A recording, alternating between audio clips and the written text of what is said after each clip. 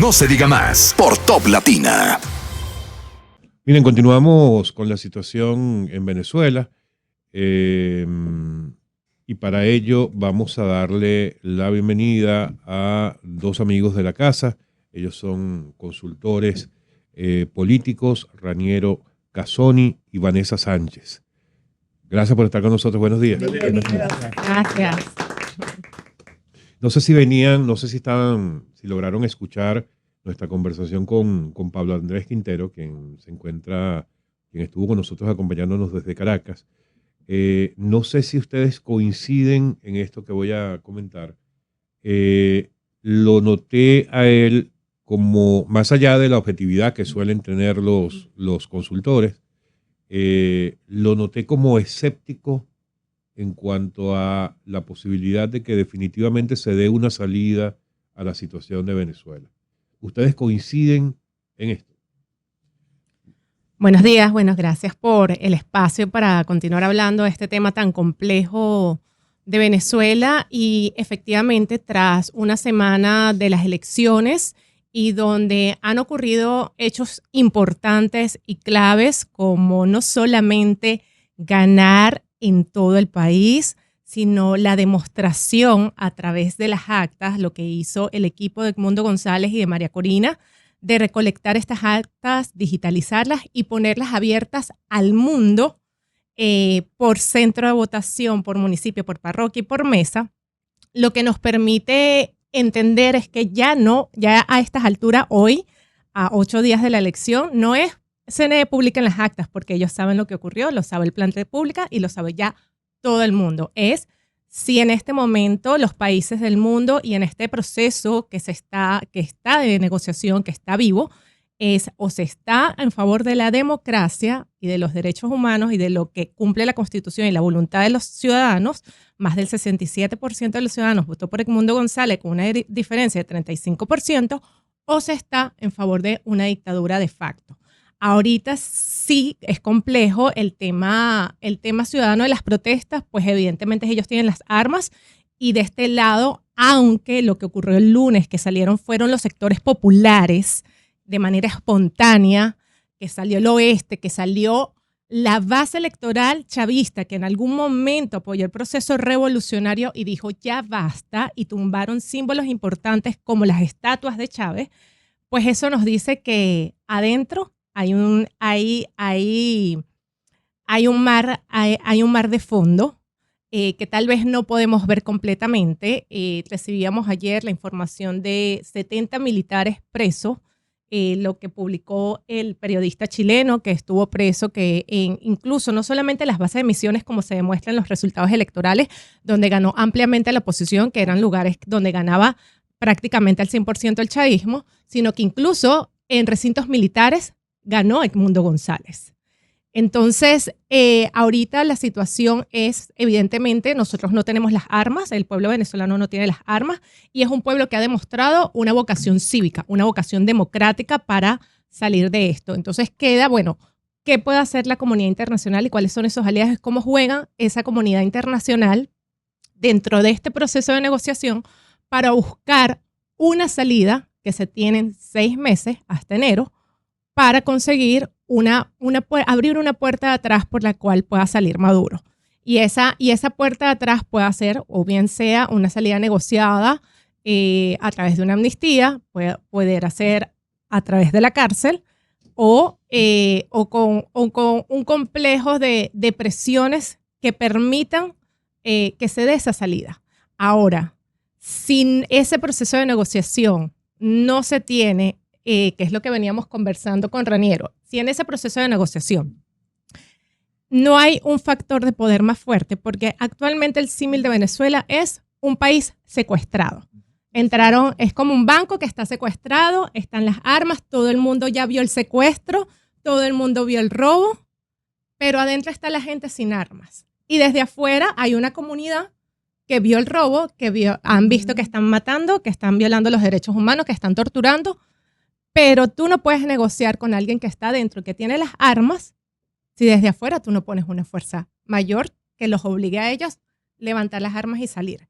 Entonces estamos en un proceso sumamente delicado donde esos factores de poder, entendemos que por el lado del gobierno está Brasil, Colombia y México como a favor, jugando este papel, pero de este lado, bueno, Estados Unidos y la comunidad internacional que ha reconocido al mundo como presidente, pero donde se necesitan un conjunto de acciones que Raniero le voy a dar la palabra para que pueda exponerse un poco más en ese sentido, para poder realmente hacer esa presión y se pueda llegar a ese camino y no se enfríe este proceso, porque ciertamente es muy complejo. Ahorita estamos en un momento entrampados donde, bien decía Pablo, hay cosas similares al pasado y hay cosas que son completamente diferentes. ¿Qué es diferente?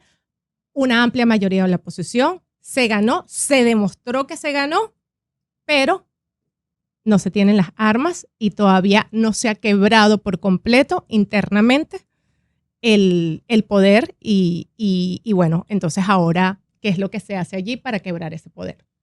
Bueno, lo primero, agradecerles por la invitación y que el tema siga vigente. Yo creo que esto ha sido un tema no solo emocional para el pueblo venezolano, sino, digamos, a todas las poblaciones en las que he podido ir. Estaba en Panamá, estaba con colombianos, he estado hablando. O sea, gente que siente hoy lo de Venezuela como si fuera propio. Sí. Y de verdad que para nosotros es importante. Y no solo porque es importante, no solo emocionalmente. Estamos hablando de la democracia. Estamos Exacto. Hablando de la libertad. Estamos hablando de cosas que si uno no lo ve internamente, si uno no lo ve como país, si uno no lo ve como pueblo, que eso es lo que no quiero yo para mi país. O sea, digamos, es poco lo que he sentido del dominicano, del panameño, del colombiano, del mexicano con que hemos estado hablando. Y ese es el primer punto, ¿no? Agradecerles y que ese tema no vaya a perecer. Lo segundo que hay que decir es que un proceso de transición no es rápido. O sea, si alguien pensó que el 28 de julio iban a decir Edmundo ganó y eso está todo bien, no, eso no. O sea, el comportamiento autoritario que ha venido viéndose en Venezuela, a la cual hay actores políticos que prefieren hacerse la vista ciega ante eso, o sordos y mudos ante esa situación, no iba a permitir que reconocieran a Edmundo González Urrutia. Y en imágenes ven cómo el trabajo que hizo el Comando Venezuela con María Corina Machado a la cabeza, cómo pueden ustedes incluso verificar en dónde se ganó, cómo se ganó, en qué centro de votación. Y ustedes pueden buscar el Consejo Nacional Electoral y no lo van a conseguir. Que un veedor como el Centro Carter haya dicho que las elecciones no fueron democráticas y que los resultados no se corresponden con lo real, con la realidad. Hay elementos que van abriendo. Definitivamente no es un proceso, vuelvo y repito, es un proceso largo. Nada más en el proceso de 1994 se llevó 3 meses aquí en República Dominicana, el Pacto de Santo Domingo, para poder hacer, en 2 años, convocar una elección. En Venezuela, en 1952, Marco Pérez Jiménez convocó una elección general, la pierde contra el URD, contra Jovito Villalba, los convocó al Palacio y los exilió. Y luego en 1957, viéndose que para no ir a otras elecciones, convocó un plebiscito y supuestamente ganó con el 90% el 20 de diciembre del 57 y el 23 de enero del 58 estaba saliendo. Este es un proceso largo, un proceso donde hay, digamos, cara vemos, corazones no lo vemos y que todavía falta mucho camino por recorrer. Es normal, es natural tener cierto escepticismo por todo lo que ha vivido Venezuela. Pero la diferencia, la gran diferencia, es que no fue poquito la diferencia. Ok, pero Raniero, fíjate, ¿de cuáles serían esos escenarios posibles, tal como está la situación hoy día? Ya nosotros hablábamos al principio del programa de uno que se ha estado mencionando en las últimas horas, que es que presuntamente el Tribunal Supremo de Justicia estaría sacando hoy una decisión a favor de Maduro, evidentemente, llamando unas nuevas elecciones para el mes de diciembre. ¿Eso ustedes lo ven? ¿Es viable ese escenario? ¿Es posible que ocurra? ¿Y cuáles otros escenarios ven posibles? Bueno, de que es viable que ellos saquen la decisión, pero el tema es que actualmente la estructura que se montó para un proceso electoral no pudiera ser igual a cómo se llegó a estas condiciones de proceso electoral. Este ha sido un proceso electoral donde se fue a pesar de las condiciones. Recordemos que a María Corina la inhabilitaron, no le permitieron tener sustituta por una negociación, porque se extiende la negociación, es que permiten la inscripción de un candidato tapa, pero que termina siendo el candidato presidencial Edmundo. Más de 4 millones de venezolanos afuera no nos dejaron votar. No, los candidatos, el candidato Edmundo González no tuvo ni un pendón, no tuvo publicidad en medios, no tuvo recursos, no tuvo publicidad en redes sociales. La campaña que no fue campaña. Los testigos hoy en día, los testigos que recolectaron las actas están siendo perseguidos, están siendo amedrentados, algunos presos, torturados e incluso asesinados, como comentaba el caso de una señora hipertensa que la agarró la policía y murió. Entonces, no estamos hablando de repetir una fiesta democrática. Estamos hablando que la única forma de que en dado caso de existir esa posibilidad, tiene que ser completamente negociada. Pero el tema es que esto no es una elección, esto no es si está en duda si ganó Edmundo González. Ya María Corina, el comando de María Corina y Edmundo publicó las actas. Todo el mundo puede accesar a estas actas. Y eso no es algo que se puede inventar en un día. Ahí están las firmas de los testigos electorales, están las firmas de los miembros de mesa, está toda la composición de las más de casi 500.000 de personas que trabajan dentro de un proceso electoral, más de 247.000. Pero entonces, ¿a qué es que están jugando, Raniero? Lula, Petro y por AMLO, ejemplo, exacto. si se supone que ellos son los que estarían impulsando esa posibilidad y se dice que ellos son, bueno, se dice no, ellos son de los países más afectados si hubiera, como Otra previsiblemente ola puede haber, migratoria. una nueva ola migratoria. Entonces, ¿a qué es que están jugando? Lo primero que hay que decir es que la transición empezó el 28 de julio. ¿Qué tanto tiempo nos va a llevar? Eso es el tema a determinar. ¿Cuáles son los escenarios? El escenario electoral es un escenario que pueden estar impulsando sin Nicolás Maduro como candidato, con ciertas garantías. Habrá que ver qué tan dispuesta esté la oposición a aceptar eso. La otra de las opciones es la negociación ya presionada desde estos factores, ya Lula, Petro y AMLO, pero no de favorabilidad hacia Nicolás, sino más bien de darle una puerta de salida donde se pueda compartir cuotas de poder. Y el tercer escenario, el más complejo, es cómo se va fracturando la coalición dominante. Porque definitivamente un país que va a tener Venezuela sin reconocimiento internacional, que probablemente empiecen sanciones nuevamente, que tenga un cerco, ya bloqueó cualquier vuelo a República Dominicana y a Panamá, queda habilitado creo que Colombia y otro país, y Turquía. Imagínate. ¿Ah? Imagínate. Sí, entonces imagínense cómo ese país, cómo se empieza a fracturar al interno, que ya lo está, porque hay algo que antes nunca se había podido demostrar, que es que no tiene la mayoría. Es decir, que la mayoría de la población está, incluso, yo les voy a confesar, en los debates que hay de los grupos donde están los chavistas o promaduristas, uno lo coloca allí y empieza a debatir. Y ellos el argumento radical que antes lo hacía poderoso, lo hacen como con duda. El hecho de que esté presente, por ejemplo, Juan Barreto, teniendo una crítica frontal de hablar de chavismo democrático, de hablar de Andrés Izarra, porque además aquí está en juego. Bueno, que para contextualizar, Sí. son personaje. líderes emblemáticos del chavismo original, ¿no? Pero para que veamos... Y ahí un inciso. Y Juan Barreto compartió sus actas con el comando de María Corina, o sea, que fue exalcalde del municipio Libertador y que fue parte del proceso revolucionario. Fue alcalde metropolitano, más Además, todavía, más además. alto todavía. Pero fíjense, yo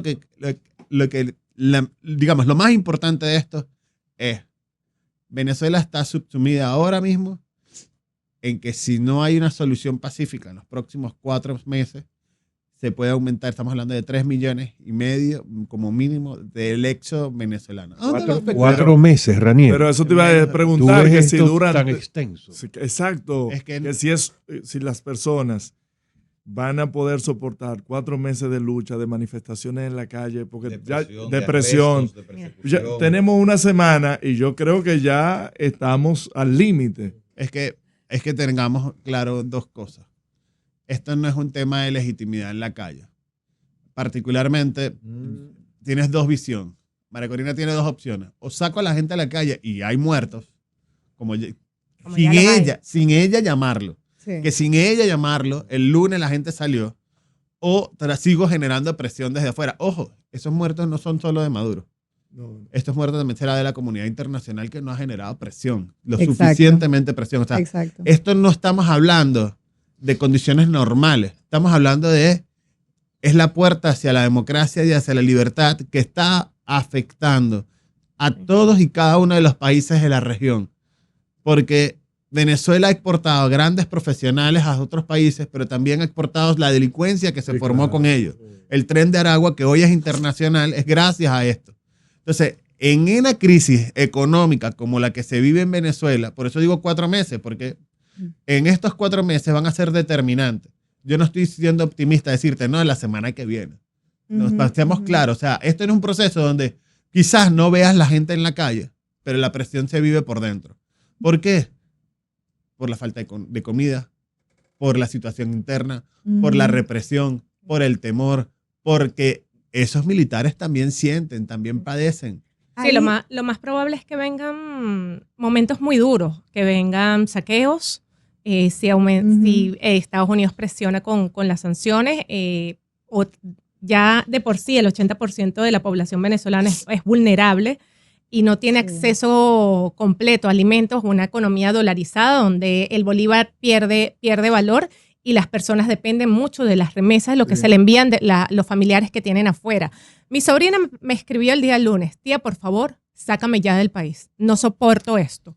No tengo futuro acá. Y esa es la realidad, ese es el sentir. Entonces, cada minuto, cada día que pasa es minuto o día que van a empezar a salir los venezolanos caminando, gateando, como sea, y esa presión va directo a Colombia, a Brasil, a Panamá y a la frontera en México con Estados Unidos. El tema del Dairén es trágico, trágico a niveles que... Un drama humano. Algo que comentaba ayer con una compañera que me decía, las personas hicieron creer al chavismo que iban a apoyarlo, pero el verdadero drama es que en todas las casas de los sectores más humildes hay un lugar vacío en las mesas de la familia. Pero tú tienes un caso como Estados Unidos que más presión no puede ejercer porque también tiene que jugar el juego Venezuela con pinzas porque ya tiene 2 pérdidas mundiales. Tiene el caso de Israel en la Franja de Gaza, tiene el tema de Ucrania, que básicamente han quedado muy mal parados. Tienes un Trump que es quien sí puede presionar de que no han hecho nada y creo que para el tema venezolano le convendría un Trump en el poder porque es quien ha sido un poco más crudo Y no con necesariamente. el tema, La transición no puede esperar a Trump. Por el tema geopolítico. pero por lo eso que decía digo 4 meses. que Cuando quien es- podría ejercer más presión es Estados Unidos, pero también tiene que jugar los No, hilos por con el contrario, pinzas. Estados Unidos, sí, vuelvo y repito. Cuando dije los muertos que hay hoy en Venezuela es por la ausencia de el silencio de la comunidad internacional. A veces, en algunos casos cómplices, en algunos casos han sido severos, en algunos casos simplemente han sido tibios, pero en este momento, hoy, es responsabilidad de ellos. Hoy lo que pasa en Venezuela también le compete a Estados Unidos de una forma directa. Y es un poco lo que tenemos que ver más allá. Parece mentira, pero si sabes, la economía impactada en Colombia porque tiene 1 millón de venezolanos de población flotante. O sea, Gustavo Petro tiene una responsabilidad enorme en este momento. Igual Brasil con Lula. De hecho, decía Petro la semana pasada que una crisis humanitaria en Venezuela representaba una crisis humanitaria en Colombia. Pero, ¿cuánto? Pero eso lo dicen de la boca para afuera, Exacto. hermano, porque si no, no A la estuvieran hora de impulsando votar. repetir Bueno, elecciones en lo que pasa es diciembre. que hay intereses allí, hay un tema ideológico que pesa más, hay tema de dinero que pesa más Exacto. y otras cosas más oscuras que dentro del narcotráfico y apoyo mucho más complejo que también está pesando y que, ojo, le está costando a Petro en la opinión pública, porque en Colombia Sí. se han encargado de sacar el no apoyo en la OEA a Gustavo Claro, Petro y el no claro que pronunciamiento sí. del gobierno de Colombia, aún a pesar de el pronunciamiento del procurador. Ahí hay un aspecto que tú señalabas el rol que puede jugar Estados Unidos, etcétera, etcétera. Pero le siguen dando oxígeno a Venezuela comprándole petróleo. Al final del día también hay un aspecto económico del que no se ha hablado. ¿Cuándo vamos a empezar a ver medidas económicas más fuertes que le saquen al gobierno de Maduro la posibilidad de seguir maniobrando? No deja de ser eso, evidentemente, un riesgo para la población, pero lamentablemente, si no es de esa forma, ¿cómo lo van a lograr hacer? Bueno, por eso decía 4 meses. El periodo de 4 meses es que vamos a ver recrudecer la comunidad internacional en torno al tema de Venezuela, porque de inmediato ya vemos cómo gente se quiere ir de Venezuela y va a empezar a impactar las economías de alrededor. El tema de las sanciones, que la puede retomar tanto Venezuela, Estados Unidos como la Unión Europea. Ese recrudecimiento de lo que esté ocurriendo en Venezuela va a afectar de una u otra manera a que negativamente a la población, positivamente al quiebre de la coalición dominante, que yo particularmente sí creo que hay quiebres, sí creo que hay evidencias. Diosdado Cabello la semana antes de la elección hablaba de unidad, de que había unos compañeritos que querían hablar de negociación, que querían hacer, son unos traidores a la patria. Nicolás Maduro nunca en estos años había salido a ver una represión y hablarlo con los militares en la calle. No hemos visto a Vladimir Padrino López con todos los generales, siempre hay como unos soldados de relleno, algo de relleno. Yo no he visto generales, hay unos 2, 3, 4, pero cuando tú los ves atrás, ves más jóvenes y tú dices, estos no pueden ser generales, no hay esa vocación. Y sería eso, se lo preguntaba anteriormente a nuestro invitado anterior. ¿Hay alguna señal de una escisión dentro de las filas militares que a mi juicio es lo único que podría dividir? O sea, ¿realmente se siente la posibilidad de que algunos comandantes de provincias, de regiones, se distancien y puedan realmente generar un quiebre? Mira, lo que pasa es que ellos cooptaron a las Fuerzas Armadas, no solamente las ideologizaron, sino que las Fuerzas Armadas están seriamente comprometidas con la revolución y vigiladas. ¿Comprometidas en cuanto a qué? En términos económicos, es su fuente de ingreso, no solamente por la vía institucional, sino también por la vía del contrabando y por la vía del narcotráfico. Pero concretamente hay 70 militares. Y hay que están 70, eso es lo que iba a decir, hay 70 militares ahorita presos. No ganaron en los recintos militares. El gobierno además quebró la institución militar de jerarquías, nombrando, hay más de 3.000 generales que han nombrado, y eso rompe el tema de jerarquía frente a alguien que no realmente tiene los méritos para lograrlo, sino cuán cerca estás de mí y cuánto me apoyas.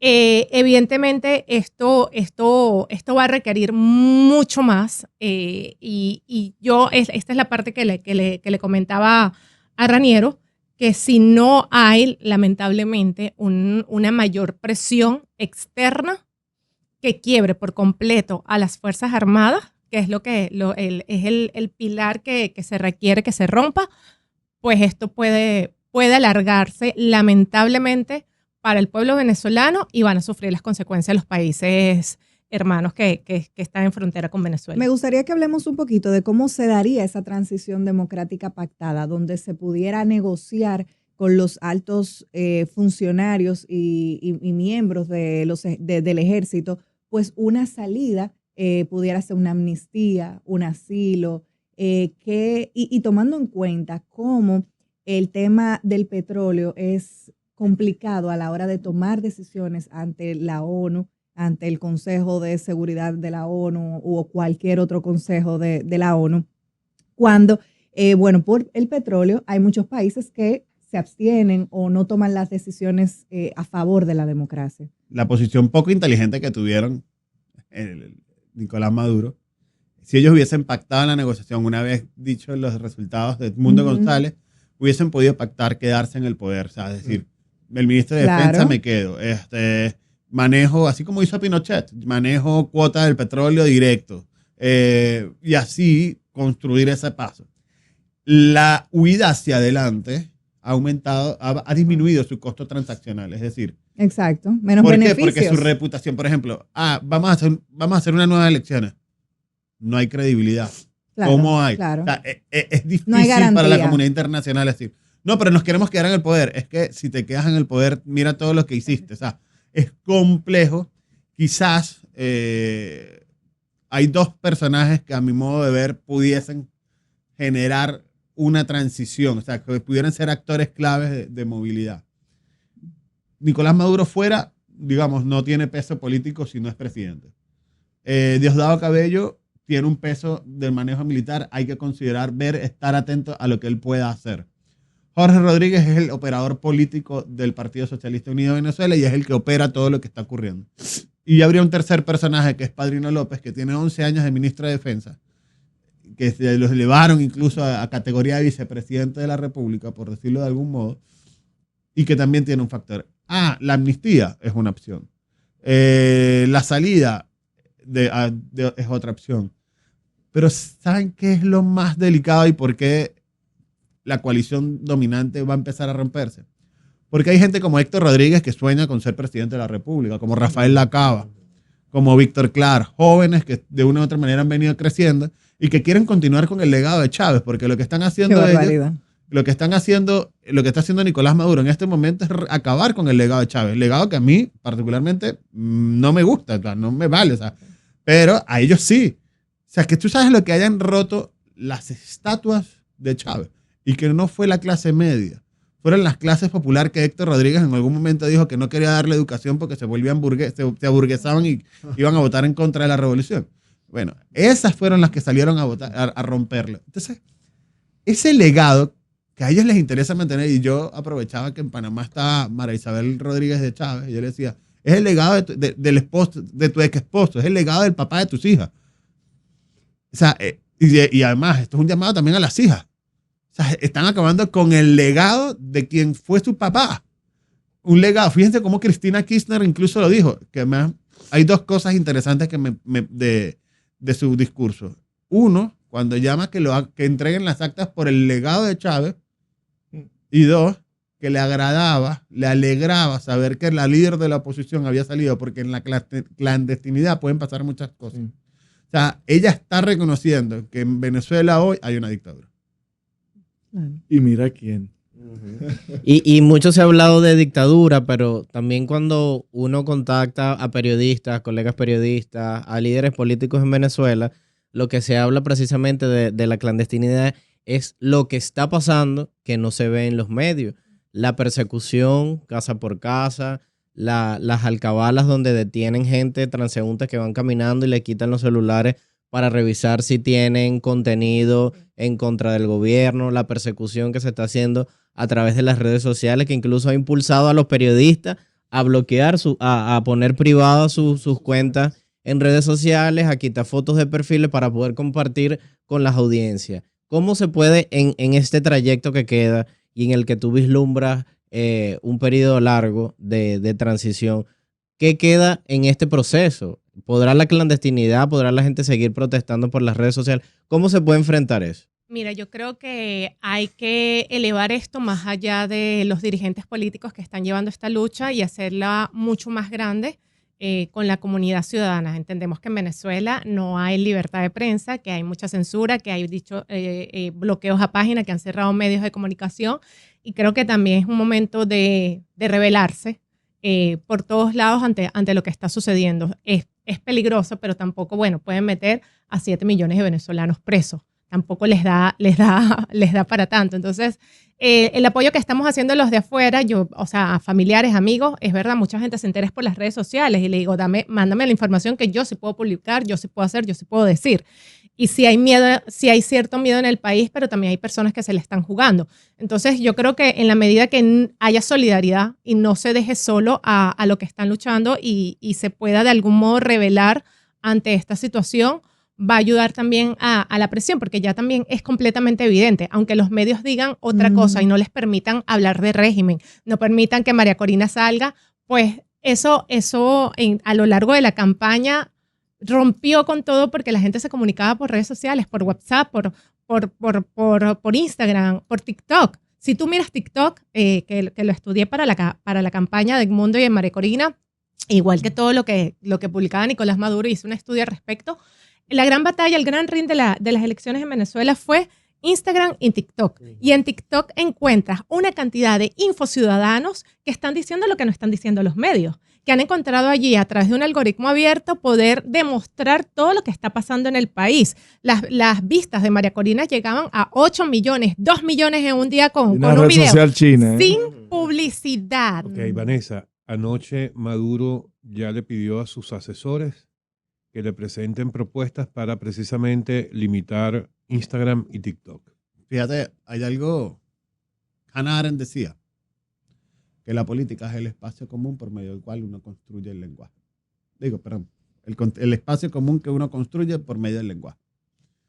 Y decía que en los totalitarismos, esa opción de política se va reduciendo al máximo.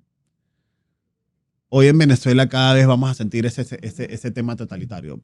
Es decir, cada vez más miedo y más temor va a tener el venezolano de expresarse. Pero nunca se puede callar todo. Y aunque es muy duro lo que voy a decir, es decir, la verdad es que a pesar del miedo, del temor, siempre habrá alguien que va a desafiar. Siempre habrá alguien que dirá la verdad.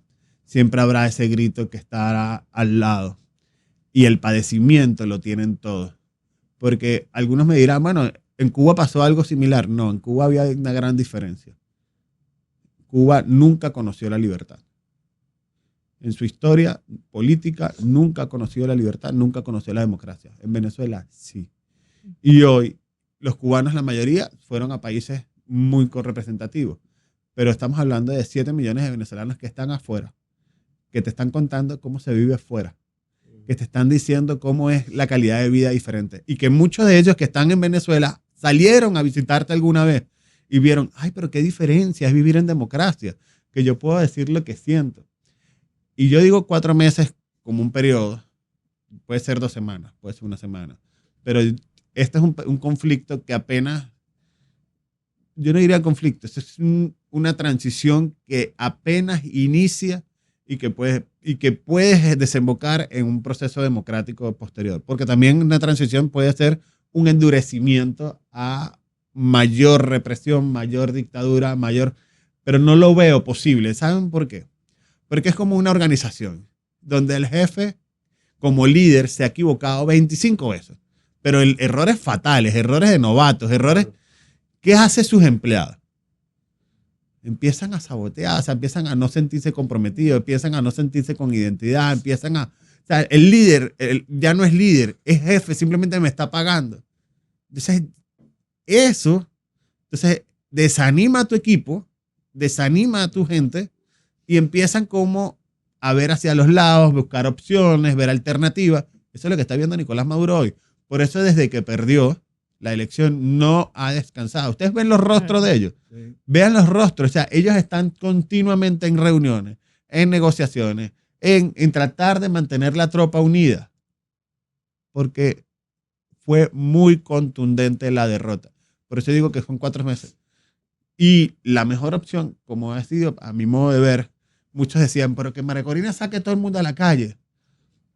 En Venezuela, lo que sí nos ha dado las veces anteriores es que a mucha salida, a mucha gente en la calle, se cansan, hay muertos y ese es el escenario de ellos. Y le estamos diciendo al mundo, María Corina le está diciendo al mundo, yo quiero esto en paz. Y Edmundo González le está diciendo al mundo, Sí. es transición, es negociación, es concertación. Venezuela cambió. Y sumando a lo que habías comentado, bueno, se le olvidó que Meta es de Mark Zuckerberg, que está en Estados Unidos, país de la libertad, y ante una posible desconexión de Internet, que ya de por sí en Venezuela es bastante complejo, pues Elon Musk, que es ahora el nuevo insigne venezolano, está con una empresa dominicana, gracias al pueblo dominicano, también previendo cómo enviar internet a través de Starlink a Venezuela, y cosa que también me parece extraordinaria e importante en estos momentos donde las redes sociales son la ventana, la única ventana de libertad y de información en Venezuela. No, y Elon Musk supuestamente Maduro y que lo bloqueó y él mismo se desbloqueó. Raniero, Vanessa, muchísimas gracias por acompañarnos hoy. Y bueno, este seguirá siendo un tema de discusión y de análisis. No sabemos por cuánto tiempo. Por lo menos una vez por semana hay que estar hablando del tema. Ah, buena. Así es. Muchas gracias a ustedes por este espacio. Gracias. No se diga más por Top Latina.